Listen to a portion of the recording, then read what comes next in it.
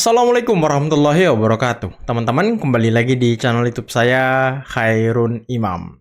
Gimana nih kabar kalian? Semoga kita semua selalu diberi kesehatan, kemudahan, dan juga limpahan rezeki dari Yang Maha Kuasa, teman-teman ya.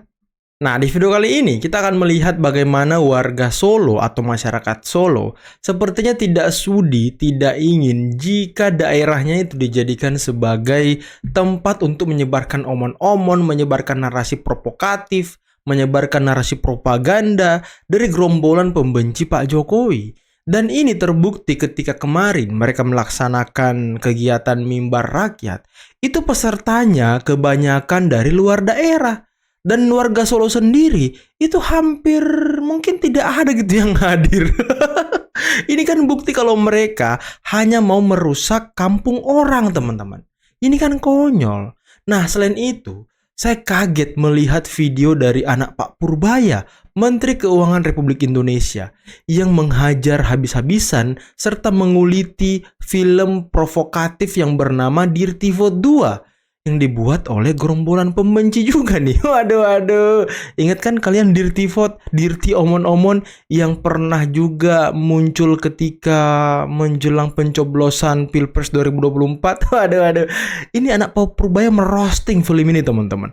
Nanti kita simak videonya. Nah, terakhir ada bocoran nih dari Bang Joshua Sinambela mengenai nasib dari Roy Suryo CS dan juga para peneliti gadungan ini yang ya menurut Bang Joshua sebentar lagi akan dilakukan gelar perkara. Dan kemungkinan menurut Bang Joshua dalam waktu dekat akan ada kabar baik. Nah, nanti kita simak videonya. Tapi sebelum itu jangan lupa like, subscribe, dan share. Dan tanpa perlu berlama-lama lagi, mari kita mulai videonya berikut ini. Saya mau tanya, warga Solo asli coba tunjuk tangan. Warga Solo asli Berdiri, mana? warga Solo asli berdiri. Saya pengen lihat Pusing si Michael ya kan. acara ini Rugi untuk bandar. kegiatan kita mengadili Jokowi dan masukkan Gibran. Berdiri. Coba berdiri dong Pak, Bu, please. Lagi. Ayo berdiri. Masa cuma 10 ekor? 10 ekor. Masa cuma 10 ekor? Gar-gar kepala. Warga Solo yang datang di kegiatan mimbar rakyat ini cuma 10 ekor. Berarti 99% itu orang-orang yang ada di dalam gedung umat Islam Solo Kartupuran ini adalah dari luar Solo, teman-teman. Aduh, emang gerombolan-gerombolan ini suka menyebarkan omon-omon di daerah orang gitu, suka merusak daerah orang, teman-teman. Aduh, cuma 10 ekor loh.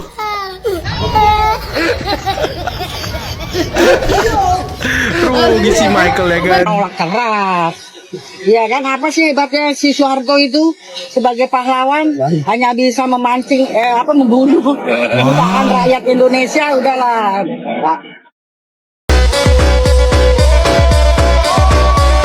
Arteria Dahlan, apakah PDIP ada PKI-nya? Ya jelas. Loh.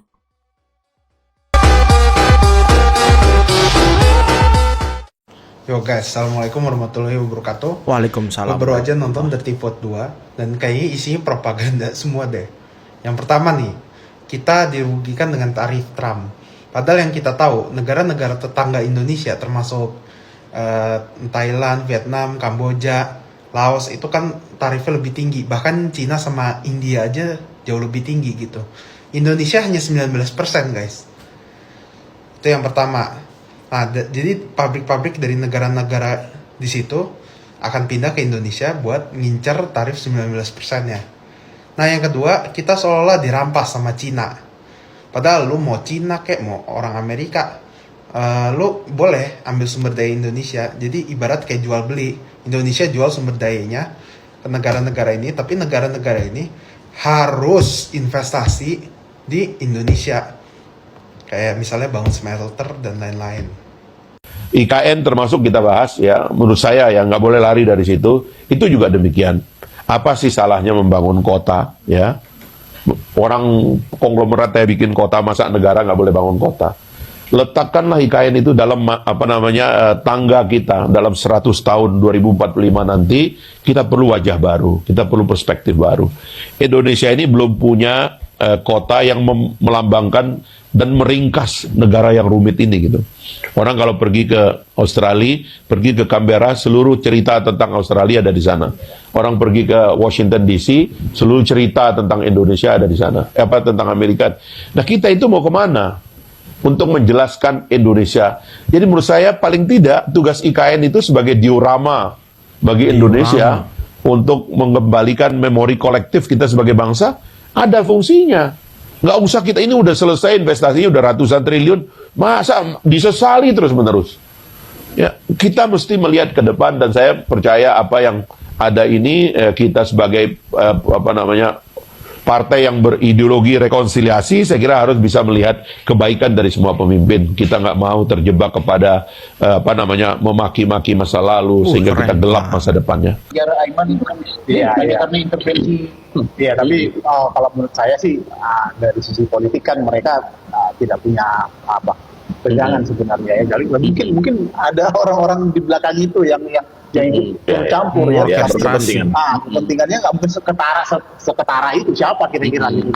Tapi orang-orang yang nggak logis ikut membela itu pasti akan diblok nantinya, pasti akan ketahuan gitu ya.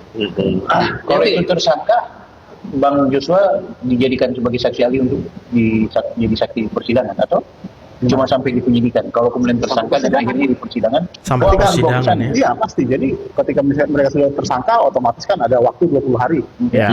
Katakanlah mereka ditahan, harus nanti dilimpahkan ke pengadilan. Tapi mungkin nanti mereka pasti akan melakukan pra-peradilan. Kan? Nah, kenapa Polda Metro Jaya agak lambat kita bilang agak lemot lah gitu ya.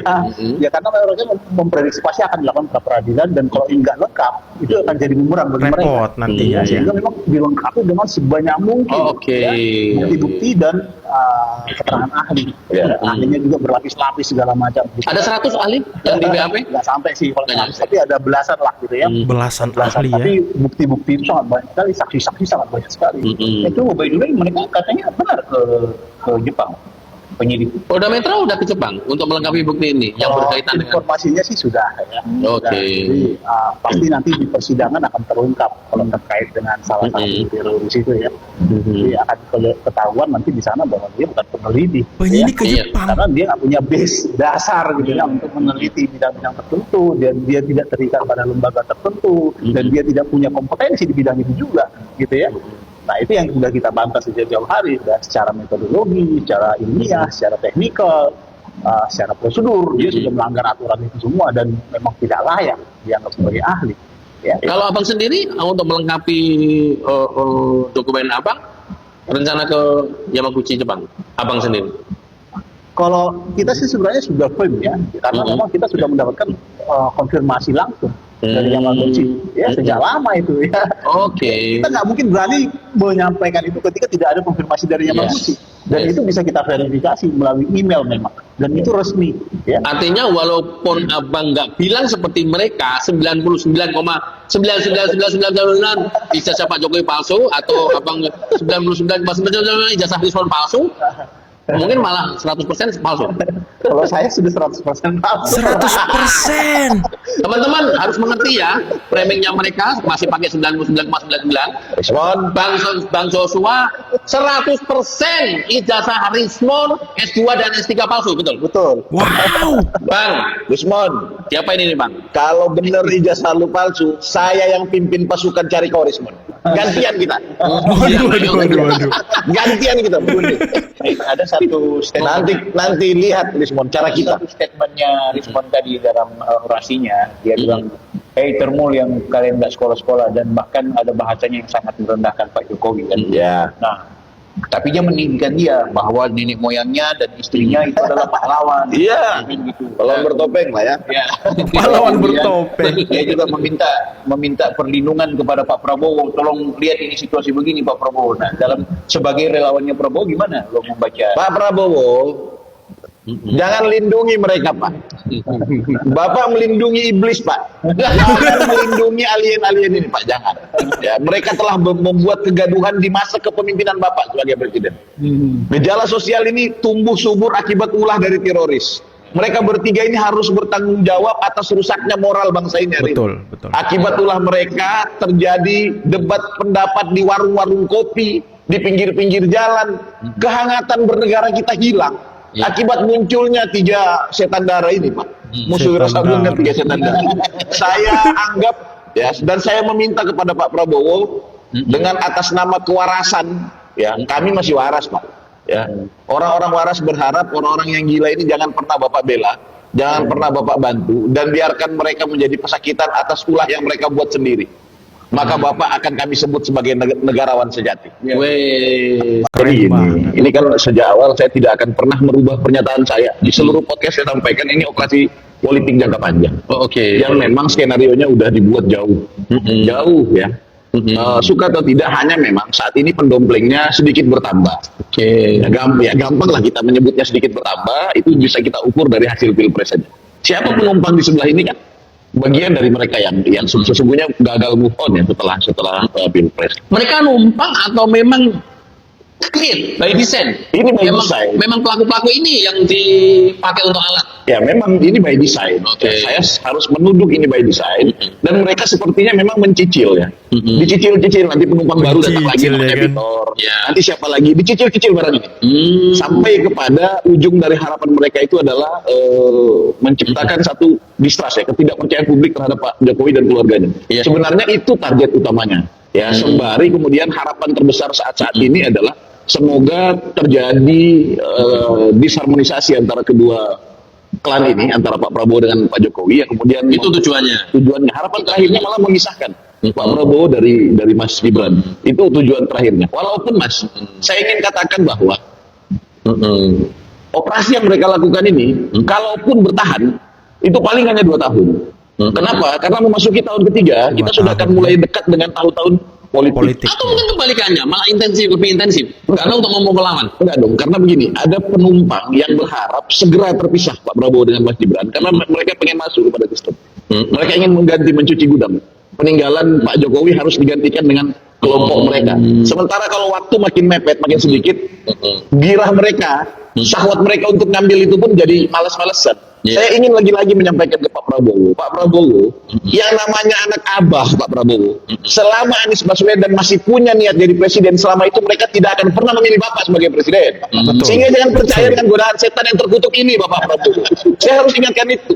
Begitupun dengan teman-teman PDI Perjuangan. Selama masih ada kader ideologis PDI Perjuangan, meski surveinya di bawah, PDI Perjuangan sangat menghormati ideologi mereka dan pasti akan mendorong kader sebagai kandidat. Jadi jangan pernah Pak Prabowo berharap dan percaya para siluman yang berada di sekitar Bapak ini. Artinya Pak Prabowo sekalipun jangan pernah berharap mendapat dukungan dari kelompoknya Anies Baswedan dan PDIP.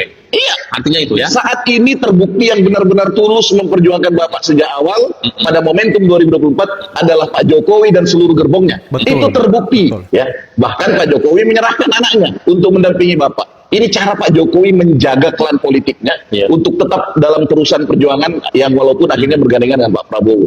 Jadi Mas, mereka yang teroris ini juga artinya sudah terbaca sebagai bagian dari antara kelompok Anies Baswedan dan juga kelompok PDI. Sudah dominannya adalah anak abah. Walaupun dominannya adalah anak abah. Oke teman-teman, itulah tadi beberapa video yang bisa kita simak, yang bisa kita saksikan pada kesempatan kali ini, dan mengejutkan ya. Relawan dari Presiden Prabowo Subianto, Bang Alkindi, kalau memang ijazah Rismon benar-benar palsu, maka beliau akan memimpin pasukan untuk mengejar Rismon. Waduh. Dan tadi sangat jelas, clear, Bang Joshua Sinambela mengatakan bahwa 100% ijazah Rismon itu palsu. Dan sudah dikonfirmasi oleh kampus Yamaguchi melalui email resmi, teman-teman. Ini kan luar biasa. Kalau Rismon, Roy Suryo, Tifa hanya masih mengatakan 99,9% ijazah Pak Jokowi palsu dengan scientific base. Kalau ini ya bukan scientific base lagi, datang dari kampusnya langsung kabar itu, teman-teman. Waduh, luar biasa ya. Dan Bang Joshua sudah memberikan bocoran bahwa penyidikan terkait dengan kasus pencemaran nama baik, kasus berita bohong, ya kan, undang-undang ITE, apalagi penyebaran berita bohong, fitnah, apalagi teman-teman. Pokoknya banyak sekali laporan tentang Roy Suryo CS di Polda Metro ini. Itu sudah selesai. Kabar dari Joshua Sinambela. Dan juga penyidik Polda sudah mendatangi Yamaguchi Jepang untuk mengkonfirmasi apakah benar Rismon ini benar-benar ahli, benar-benar peneliti.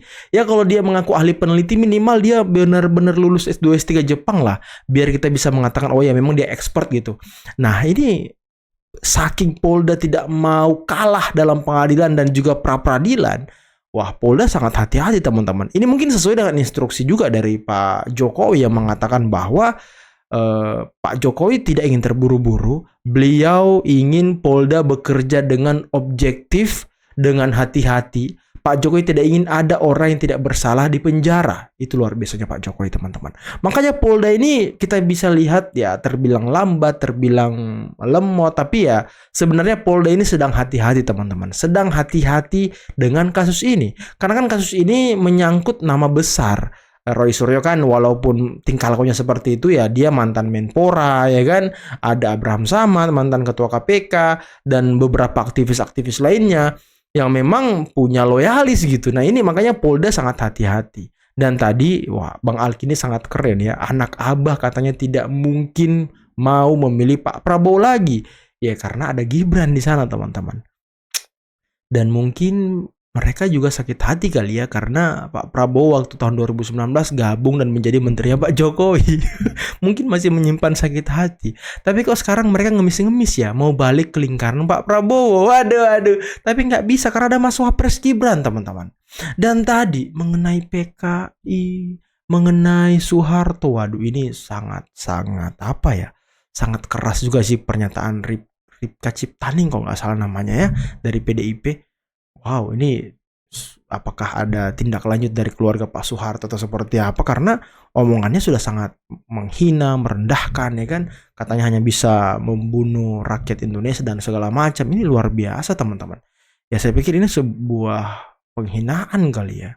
Dan ya bisa kita lihat tadi bagaimana acara mimbar rakyat Roy Suryo CS di Solo. Tidak ada pesertanya dari Solo, hanya 10 ekor katanya tadi kan. 10 ekor, dia nggak bilang 10 orang tapi 10 ekor. Dia merendahkan orang-orang dia sendiri teman-teman. Kan konyol orang ini. Inilah bukti bahwa warga Solo memang tidak sudi dengan kehadiran mereka. Membuat acara omon-omon, menyebarkan propaganda, menyebarkan narasi provokatif. Ini kan konyol orang ini. Oke lah teman-teman, gimana menurut kalian tentang video tadi? Semuanya, coba komen di bawah. Akhir kata, billahi taufiq wal hidayah. Assalamualaikum warahmatullahi wabarakatuh. Bye-bye.